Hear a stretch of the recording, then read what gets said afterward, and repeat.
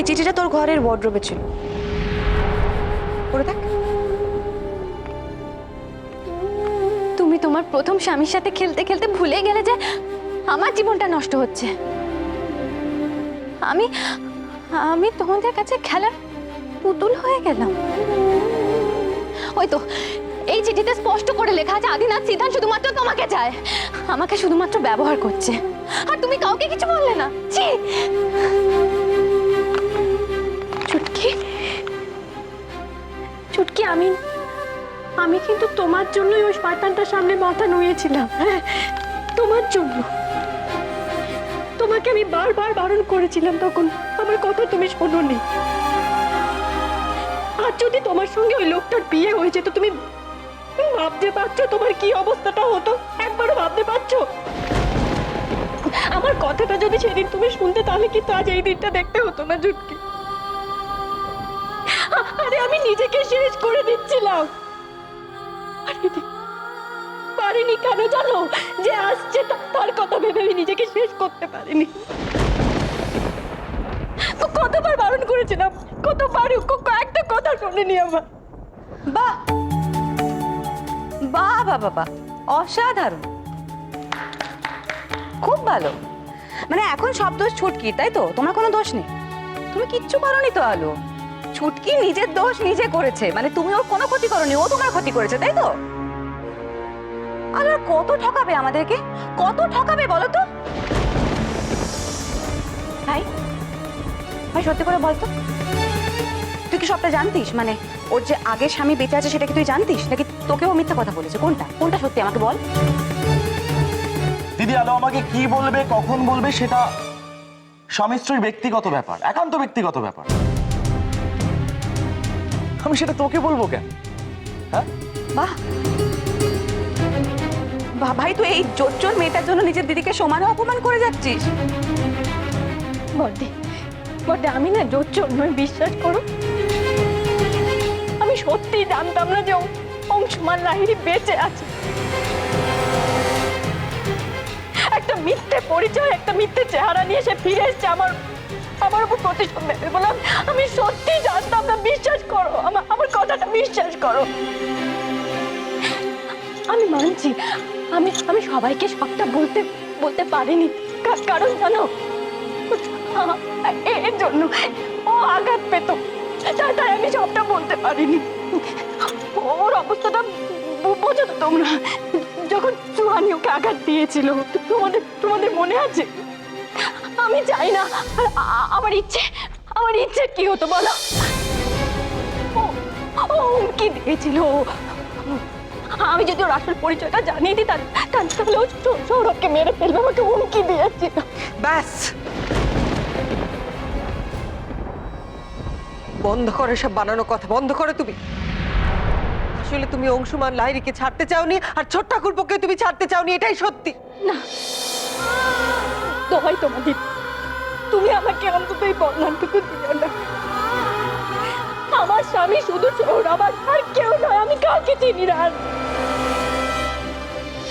মানছি আমি আমার অতীত ছিলাম, আমার স্বামী ছিলেন, কিন্তু সেই সংসারে আমি কোনো সুখ পাইনি, কিচ্ছু পাইনি। আমি তোমাদের এই বাড়িতে বিয়ে হয়ে আসার পর আমি তোমাদের কাছে এত ভালোবাসা পেয়েছি, এত সম্মান পেয়েছি, আমি আমার সব দুঃখ কষ্ট ভুলে গেছিলাম। আমি কোনো অন্যায় করিনি দিদি ভাইয়া, আমার কথা বিশ্বাস করো, আমি কোনো অন্যায় করিনি। এই বাড়ির সকলের জন্য, এই বাড়ির সবার কথা ভেবে আমি আত্মসমর্পণ করতে বাধ্য হয়েছিলাম ওই শয়তানটার কাছে। অংশুমান লাহিড়ী একজন সাংঘাতিক লোক।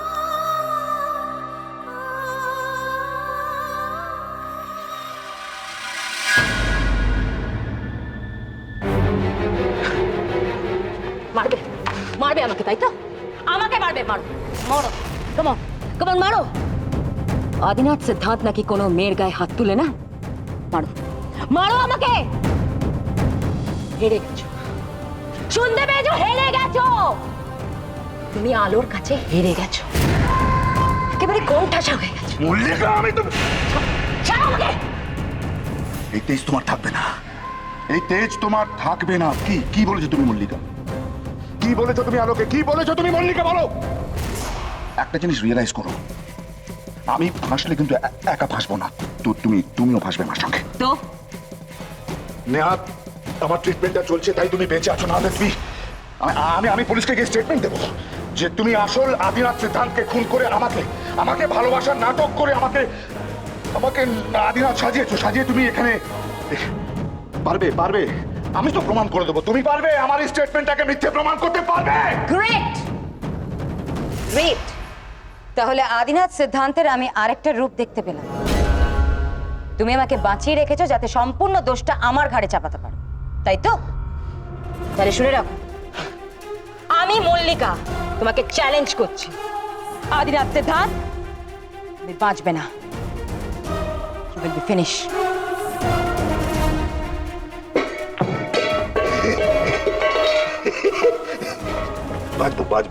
বাঁচবো আমি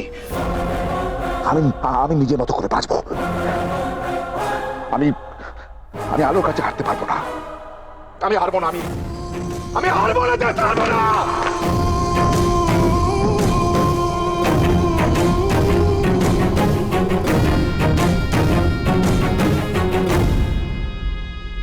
সুহানি কি খুব ভুল কিছু বলেছিল ভাই? বলেছিল যে আদিনাথ সিদ্ধান্ত আর আলো একই দল, ওরা দুজনে মিলে তোকে নিজেদের পথ থেকে সরিয়ে দিতে চায়। তোর এইটুকু বুঝতে এত কষ্ট হচ্ছে? দিদি দিদি তুই ওকে কিচ্ছু বলিস না, ও কিছু বুঝতে পারবে না। আচ্ছা ছোটদা তুই একবার ভেবে দেখ না, ভেবে দেখ, ছোট বৌদি তো তোকে ঠকাচ্ছে, বারবার ঠকাচ্ছে, ও কিচ্ছু বুঝতে পারছিস না তুই। ও তোকে এবার মেরে ফেলবে কিন্তু বলছি। কি বলছো? কি বলতে চাইছো তুমি? তোমার মনে হয় আমি আমার স্বামীকে মেরে ফেলবো? তুমি এই কথাগুলো বিশ্বাস করছো? তোমার এই কথাগুলো বিশ্বাস হচ্ছে আমি তোমাকে মেরে ফেলবো সৌরভ? হ্যাঁ, আমি মেরে ফেলবো। ওকে বাঁচানোর জন্য আমি এক হাসপাতাল থেকে আরেক হাসপাতালে গেছি এই অবস্থায়, শুধু ওর পাশে থাকবো বলে সেবা যত্ন করেছি। ওকে মারবো আমি? কি গো, তুমি এই কথাগুলো বিশ্বাস করো? বলো, আমাকে উত্তর দাও না। আমি বিশ্বাস করো এই কথাগুলো? আমি তোমাকে মারতে চাইবো। বড় বৌদি দেখো অভিনয় করছে, পুরো অভিনয় করছে সত্যি। আলো তোমার তো সিনেমায় নামা উচিত, তুমি এখানে কি করছো বলো তো? এবার তো জানি ভাই বলবে যে যা বলে বলুক, আলো আমি শুধু তোমাকেই বিশ্বাস করি, বলবি না ভাই? বলবো, তুই যতই খোঁচা মার আমি এই কথাটাই বলবো। আলো আমাকে কেন সত্যিটা জানায়নি, এটাই তো বড় ব্যাপার এখানে। এমনও তো হতে পারে যে সেরকম পরিস্থিতি পাইনি, আলো জানাতে পারিনি। তাই শোন দিদি, আমি না খুব ভালো করে জানি যে আলো আমাকে আর ইচ্ছেকে কতখানি ভালোবাসে, তার নতুন করে প্রমাণ দেখাবার কোনো প্রয়োজন নেই।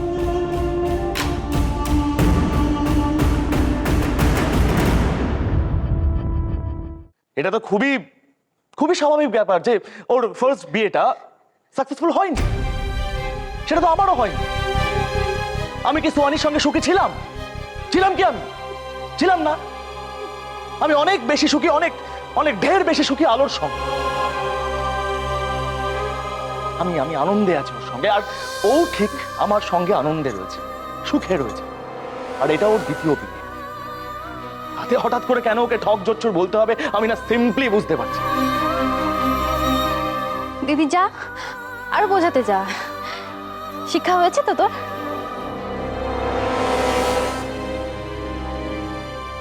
ছোট ঠাকুরপো, তুমি কেন বুঝতে চাইছো না ছোট ঠাকুরপো?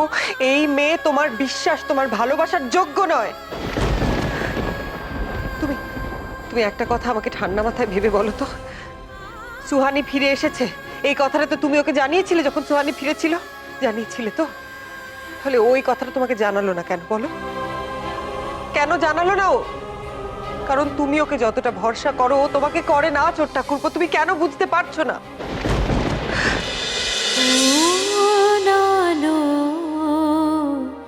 লাগলো চোখে